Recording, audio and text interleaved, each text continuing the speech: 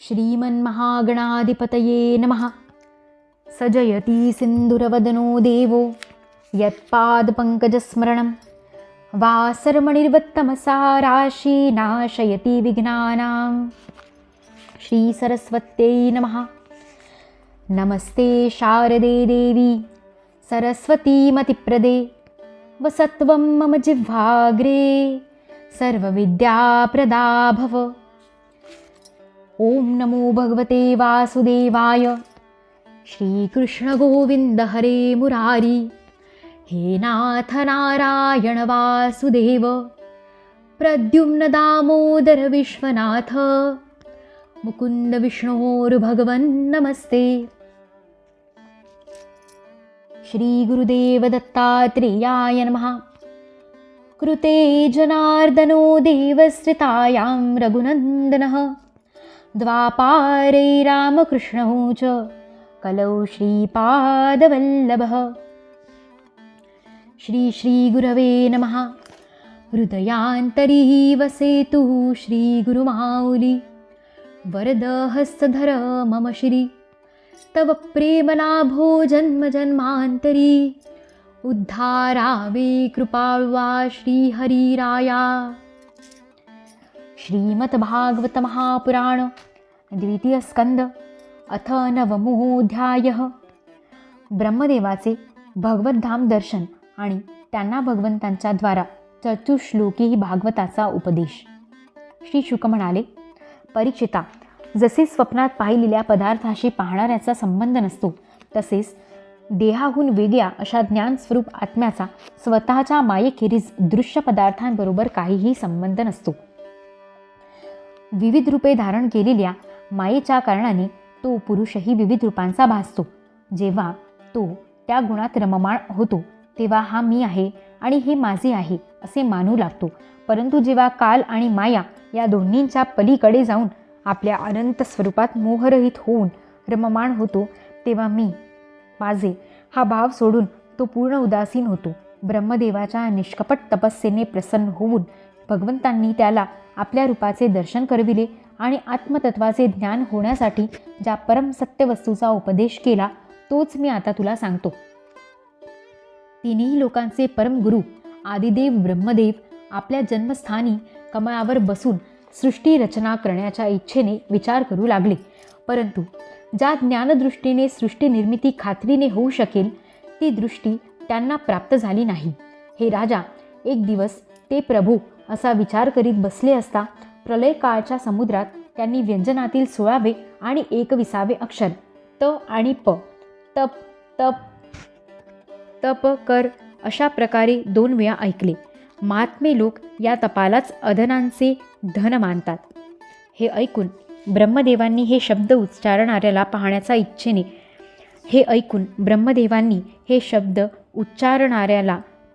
इच्छेने 4 दिशांकडे पाहिले, पण तिथे दुसरे कोणीच दिसले नाही। ते आपल्या कमळावर बसले आणि मला तप करण्याची जणू आज्ञा झाली आहे असा निश्चय करून आणि त्यातच आपले हित आहे असे समजून त्यांनी मनाने तपाला प्रारंभ केला। ब्रह्मदेव तपस्वी लोकांमध्ये सर्वांत मोठे तपस्वी आहेत। त्यांचे ज्ञान अमोघ आहे। त्यांनी त्यावेळी दिव्य 1000 वर्षापर्यंत एकाग्र चित्ताने आपले प्राण, मन, कर्मेंद्रिये आणि ज्ञानेंद्रिये यांना आपल्या अधीन ठेवून तपश्चर्या केली। त्यामुळे ते सर्व लोकांना प्रकाशित करण्यास समर्थ झाले। त्यांच्या तपश्चर्येने प्रसन्न होऊन भगवंतांनी त्यांना जो सर्वात श्रेष्ठ आहे आणि ज्याच्या पलीकडे दुसरा लोक नाही असा आपला वैकुंठ लोक दाखविला। त्या लोकात कोणत्याही प्रकारचे क्लेश, मोह आणि भय नाही। आत्मव्यक्ती ज्ञानी त्याचीच स्तुती करीत असतात। तेथे रजोगुण, तमोगुण आणि यांनी मिश्र असा सत्वगुण पण नाही। तेथे काळाचा प्रभाव चालत नाही की माया पाय पण ठेवू शकत नाही। तेथे इतरांची काय कथा, तेथे देवदानवांनी पूजिलेले भगवंतांचे पार्षद राहतात। त्या पार्षदांचे उज्ज्वल श्यामवर्ण शरीर आहे, कमळाप्रमाणे नेत्र आहेत, ते पीतांबरधारी आहेत, त्यांचे तेज दिव्य असून ते कोमलतेची मूर्तीच आहेत। सर्वांना 4 हात आहेत, ते स्वतः अत्यंत तेजस्वी असून रत्नजळीत सुवर्णाची प्रभायुक्त आभूषणेही धारण करतात। त्यांचे रूप प्रवाळ, वैडूर्य आणि कमळांच्या उज्ज्वल तंतूसारखे आहेत। त्यांच्या कानात कुंडले, मस्तकावर मुकुट आणि गळ्यात माळा शोभून दिसत आहेत। जसे आकाश चमकणाऱ्या विजेप्रमाणे असणाऱ्या ढगांनी शोभून दिसते, तसाच तो लोक सुंदर स्त्रियांप्रमाणे कांती असणाऱ्या दिव्य, तेजोमय आणि महात्म्यांच्या विमानांनी सर्वत्र सुशोभित झालेला असतो. त्या वैकुंठ लोकात लक्ष्मी सुंदर रूप धारण करून आपल्या अनेक विभूतींद्वारा भगवंतांच्या चरणकमलांची अनेक प्रकारे सेवा करीत असते. कधी कधी ती झोपाळ्यावर बसून आपल्या प्रियतम भगवंतांच्या लीलांचे गायन करू लागते, तेव्हा भ्रमर स्वतः लक्ष्मीचे गुणगान करू लागतात. ब्रह्मदेवांनी पाहिले की त्या दिव्य लोकात सर्व भक्तांचे रक्षण करते लक्ष्मीचे पती यज्ञपती तसेच विश्वपती भगवंत विराजमान आहेत आणि सुनंद, नंद, प्रबल, अर्हण इत्यादी मुख्य पार्षदगण त्या प्रभूंची सेवा करीत आहेत. प्रभूंचे मुखकमल प्रसन्न हास्य व लालसर नेत्रांनी युक्त आहे. दृष्टी मोहक आणि मधुर आहे. भक्तांवर कृपा करण्यासाठी ते उत्सुक आहेत. त्यांच्या मस्तकावर मुकुट आणि कानात कुंडले आहेत. त्यांनी पितांबर परिधान केला आहे. ते चतुर्भुज असून त्यांच्या वक्षस्थळावर लक्ष्मी विराजमान आहे. ते एका सर्वोत्तम आणि मौल्यवान आसनावर बसलेले आहेत. पुरुष प्रकृती, महतत्व, अहंकार, मन, 10 इंद्रिये, शब्दादी 5 तन्मात्रा आणि पंचमहाभूते या 25 शक्ती मूर्त स्वरूपात त्यांच्या चारी बाजूंनी उभ्या आहेत. समग्र ऐश्वर्य, धर्म, कीर्ती, संपत्ती, ज्ञान आणि वैराग्य या इतरत्र नसणाऱ्या 6 ऐश्वर्यांनी ते युक्त आहेत. ते सर्वेश्वर आपल्यास नित्य आनंदमय स्वरूपात निमग्न असतात. त्यांचे दर्शन होताच ब्रह्मदेवांचे हृदय आनंदांच्या उद्रेकाने भरून आले. शरीर पुलकित झाले. प्रेमभराने डोळ्यांतून अश्रू वाहू लागले. परमहंसाच्या निवृत्ती मार्गाने जे प्राप्त होतात त्या चरणांना ब्रह्मदेवांनी नमस्कार केला. आपल्या आज्ञेला पात्र असणाऱ्या प्रिय ब्रह्मदेवाला सृष्टी निर्मितीसाठी आलेला पाहून भगवंत अतिशय प्रसन्न झाले. त्यांनी ब्रह्मदेवाचा हात आपल्या हातात घेतला आणि मंदहास्ययुक्त मधुर वाणीने ते म्हणाले. श्री भगवान म्हणाले, ब्रह्मदेवा, तुझ्या हृदयात सर्व वेदांचे ज्ञान आहेच. तू सृष्टी रचनेच्या इच्छेने चिरकाल तपस्या करून मला चांगल्या प्रकारे संतुष्ट केले आहेस. मनात प्रापंचिक बुद्धी ठेवून योग साधन करणारे मला कधीच प्रसन्न करू शकत नाही. तुझे कल्याण असो. तुझी इच्छा असेल तो वर माझ्याकडे माग. वर देण्यास मी समर्थ आहे. जीवांच्या सर्व कल्याणकारी साधनांचे पर्यवसान माझे दर्शन हेच आहे. तू एकांतात माझी वाणी ऐकून एवढी घोर तपश्चर्या केलीस, म्हणूनच माझ्या इच्छेनेच तुला माझ्या लोकांचे दर्शन झाले. सृष्टी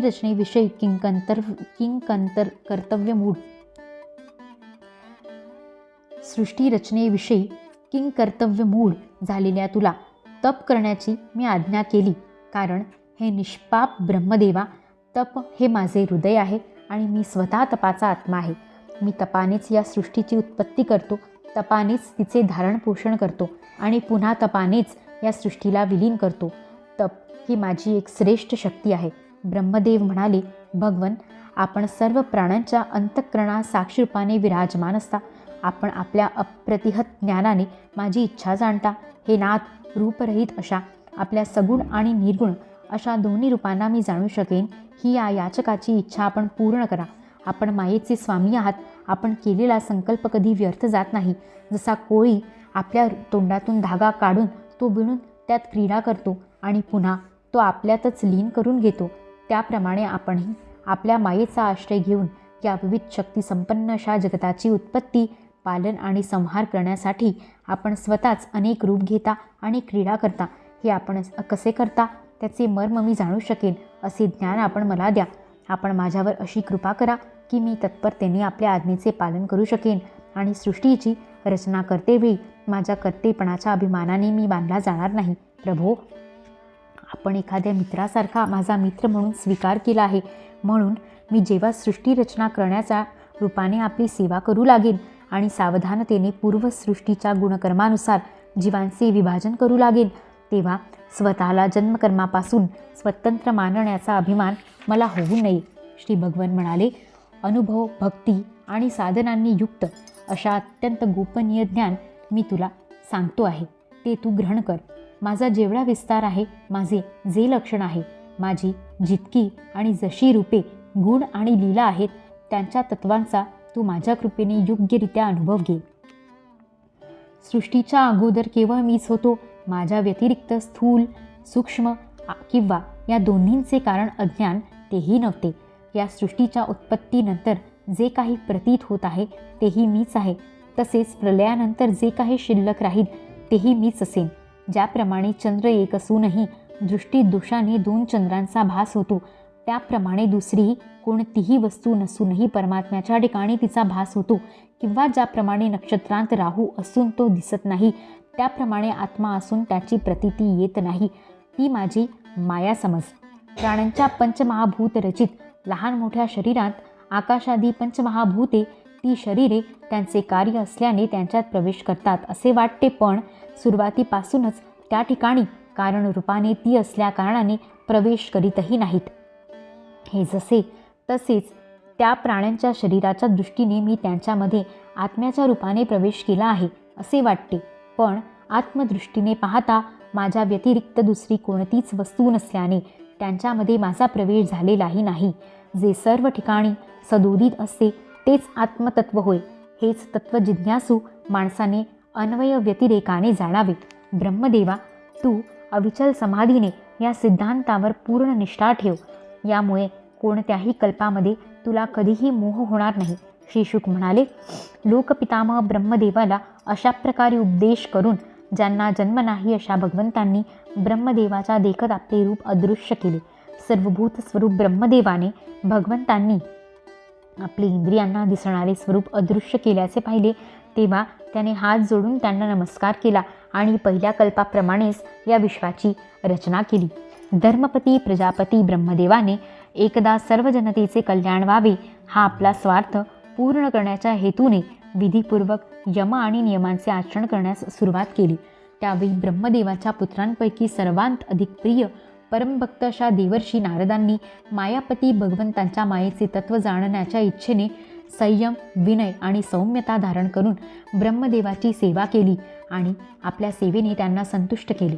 आपले लोकपितामह वडील आपल्यावर प्रसन्न आहेत असे पाहून देवर्षी नारदांनी तू मला विचारलेलाच प्रश्न विचारला. त्याचा प्रश्न ऐकून ब्रह्मदेव आणखीनच प्रसन्न झाले. मग त्यांनी हे 10 लक्षणांनी युक्त असे भगवंतांनी सांगितलेले भागवत पुराण आपल्या पुत्र नारद याला सांगितले. परीक्षिता, ज्यावेळी परम तेजस्वी व्यास सरस्वतीच्या तीरावर बसून परमात्म्याच्या ध्यानात मग्न झाले होते, त्यावेळी देवर्षी नारदांनी हेच भागवत त्यांना सांगितले होते. विराट पुरुषापासून या जगाची उत्पत्ती कशी झाली हा आणि दुसरे बरेच असे जे प्रश्न तू मला विचारलेस त्या सर्व प्रश्नांची उत्तरे मी तुला देत आहे. अध्याय 9 समाप्त. इति श्रीमद्भागवते महापुराणे पारमहंस्या संहितायां द्वितीयस्कन्धे 9मोऽध्यायः. यदक्षरपदभ्रष्टं मात्राहीनं तु यद्भवेत् तत्सर्वं क्षम्यतां देव नारायण नमोऽस्तुते. मंत्रहीनं क्रियाहीनं भक्तिहीनं सुरेश्वर यत्कृतं तु मया कर्म परिपूर्णं तदस्तु मे. भवे भवे यथा भक्तिः पादयोस्तव जायते तथा कुरुष्व देवेश नाथस्त्वं नो यतः प्रभो. नाम संकीर्तनं यस्य सर्वपापप्रणाशनं प्रणामो दुःखशमनस्तं नमामि हरिं परं. श्रीकृष्णार्पणमस्तु.